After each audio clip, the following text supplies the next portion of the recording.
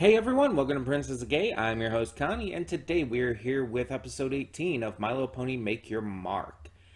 Now, before we get into anything else, there is some rumors going around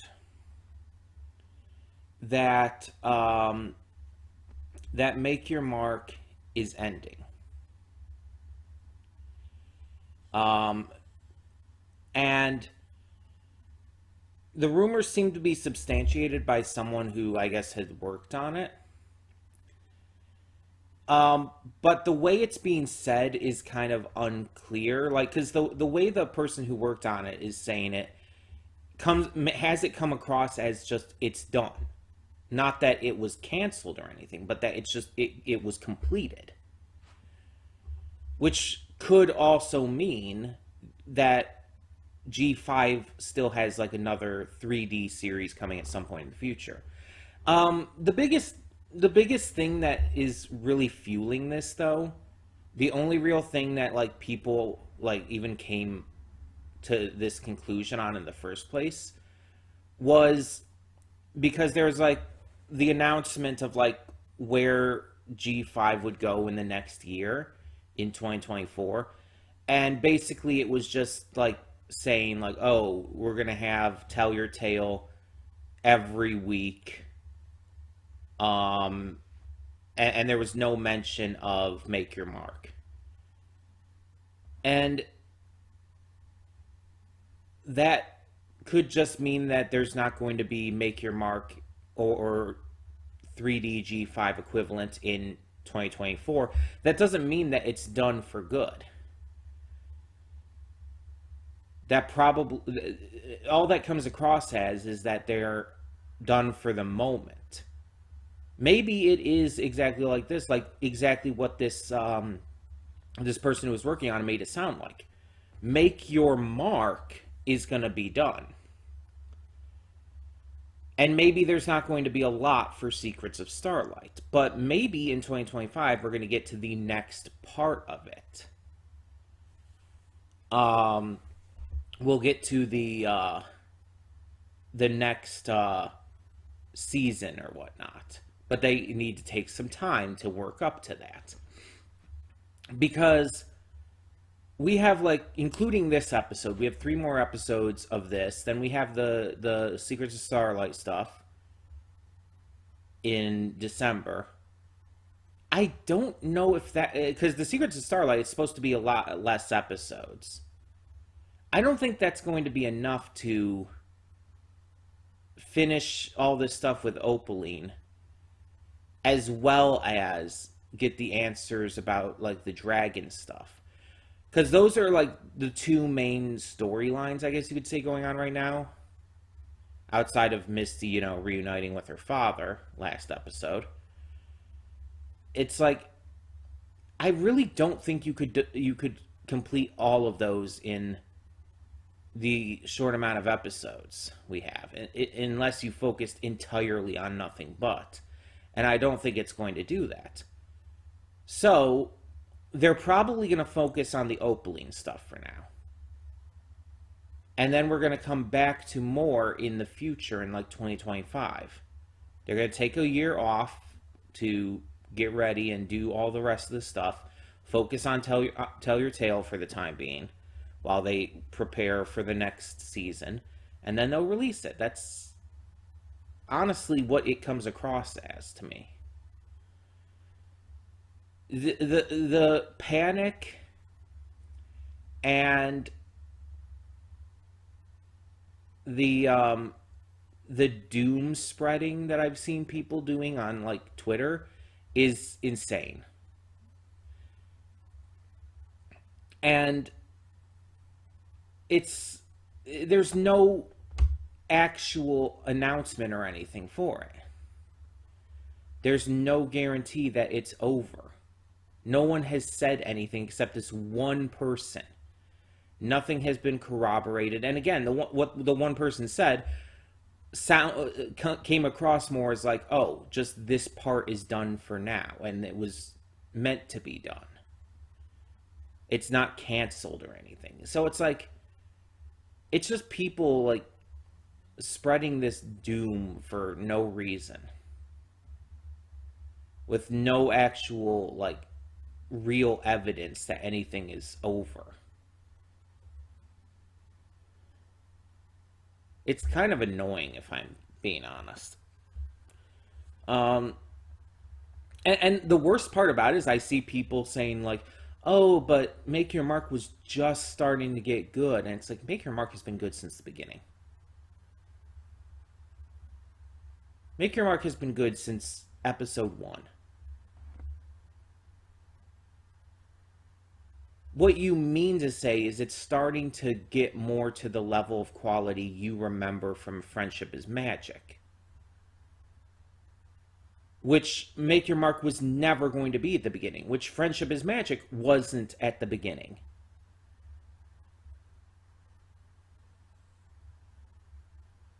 That's what you're trying to say. It's starting to get more towards the level of quality you remember Friendship is Magic having at its best.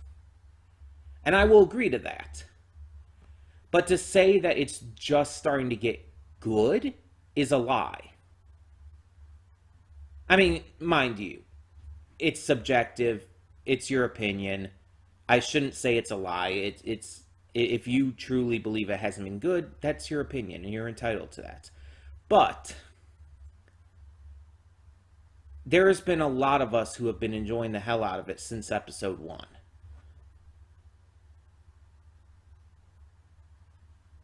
And when you say stuff like this, it unintentionally comes across as putting us down, putting down anyone who has been enjoying it, putting down the people who have been enjoying it as, like, liking something that's not even good.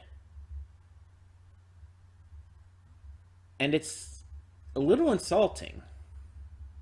That's why I tend to get up in arms about that, even though I know it's all subjective and stuff. It's just really kind of annoys me, if I'm being honest. But let's see how things go. We'll see how things continue to go, and hopefully we end up just having a good set of episodes to finish off this chapter. Now, I also want to bring up, like, how we're going to close out this chapter, because we do only have 3 episodes left. I don't remember if I said it before, but I was planning on just doing, like, them all separately. But I'm kind of thinking maybe I might end up putting the last 2 together, even though they're not, like, another 2-parter or anything. I don't know. At this moment, I just don't know, because we're doing this episode alone. But then there's 2 more episodes after this. I don't know if I'm going to do them separately or together. We'll just see, depending on the next time I want to react to MLP and what I'm feeling. But,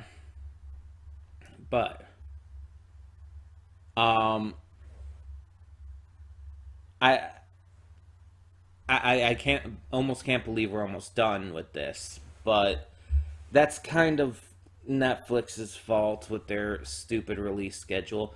I really wish Netflix had never gotten a hold of this series. I wish it was, like, still airing on TV. I don't even care what channel at this point. Just, I wish it was airing on TV. Because it's like, then it would be allowed to have, like, a regular season release. And honestly would probably have a lot less chance of actually getting canceled, you know? Though I don't, again, there's no evidence to support that it is. But I'm still excited nonetheless. I'm still excited to see more. And I talked about possibly reacting to more to Tell Your Tale in the future, since I never really continued watching it on my own and all. And if indeed we don't have any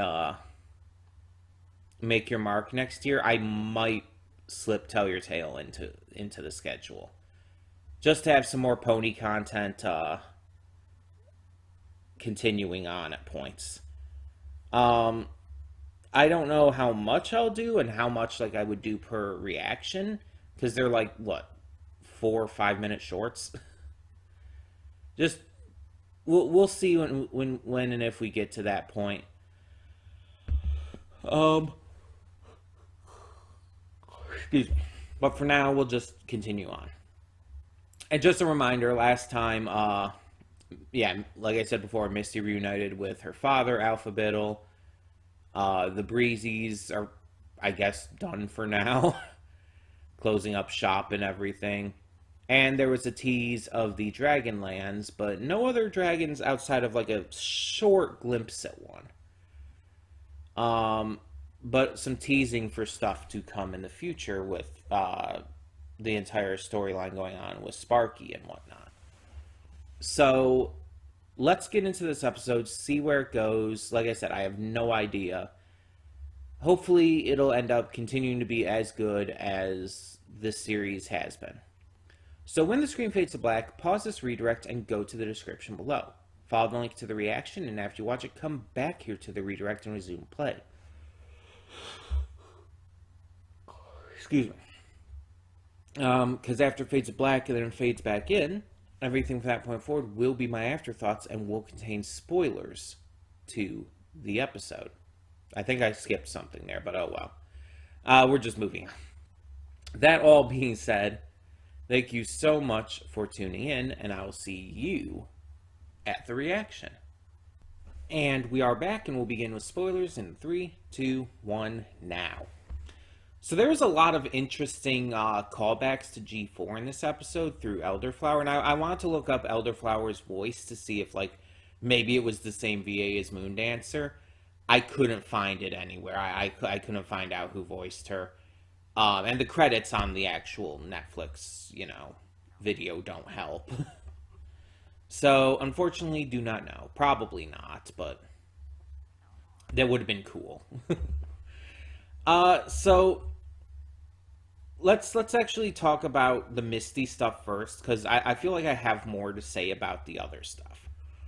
So I guess you could say the A plot of this is Misty and Alpha Biddle trying to reconnect. She's following him around Bridlewood as he shows her all the things that when she was a filly she liked to do. But she's realizing she doesn't like this stuff in her current state, how she currently is. And eventually she does get sick of it and does have to tell him. The idea I feel like it's going with here is that obviously you shouldn't be afraid to tell someone who loves you the truth. That you should be able to be honest and open with them if something's bothering you, or if something's wrong, or if you don't like something. And Misty here, she holds it in until she basically breaks down. She does finally tell him, and when he misunderstands that she just wants to be left alone, she's like, no, I don't want to be left alone. I've been alone my entire life. I love having you here. It's just I'm not the same pony I used to be. And Alpha Biddle makes up for it and says it's like, I want to learn who you are now and stuff. And they choose to basically start again. Start over without, like, him trying to, like, force these old habits back onto her, basically. And with her being more honest. She ends up choosing to stay at the Crystal Bright house now, which was always obviously going to be a thing. But if she's still, like, pretending to work for Opaline, I wonder how that's all going to work with her staying at the Bright house. I mean, it's clear Opaline doesn't really, like, pay too much attention to her, so I don't know. But it was a cute A-plot that continued to expand on Misty and Alpha Biddle's relationship and Misty's character in general. And it's weird that the B plot was more interesting. And don't get me wrong, I like the A plot. Misty is my current favorite character of G5, but the B plot was more interesting because of Elderflower. She keeps referencing things from G4. We even see a painting of Shining Armor. She references the Canterlot wedding with the changelings, which she was not there for, but at the same time, it's like the fact that she's like thinking about and referencing it because it's like a story that has been passed down and everything is really cool. And she's even the great great great great great grandniece of Moondancer. She is a descendant of Moondancer, which is a really fun fact. Like I really like that. I loved Moondancer in G4. My favorite episode of G4 is Amending Fences, and probably always would be. Like I haven't watched G4 episodes in quite a bit now, but I don't see that changing. Amending Fences is practically perfect. And I feel like no other episode of the show had ever gotten to that level for me. But then there's also this interesting story. Like, before we get into that, there is also the bit about the trees, the friendship trees being connected and whatnot, which is cute and obviously going to have a point to play.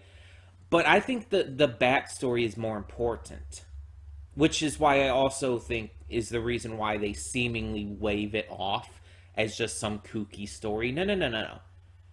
It's metaphor. Hear me out.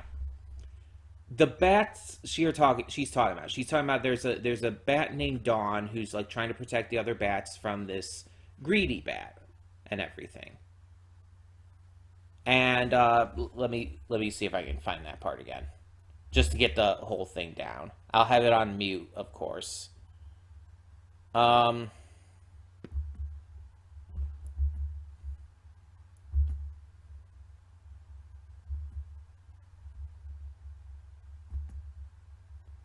Okay, it's before that.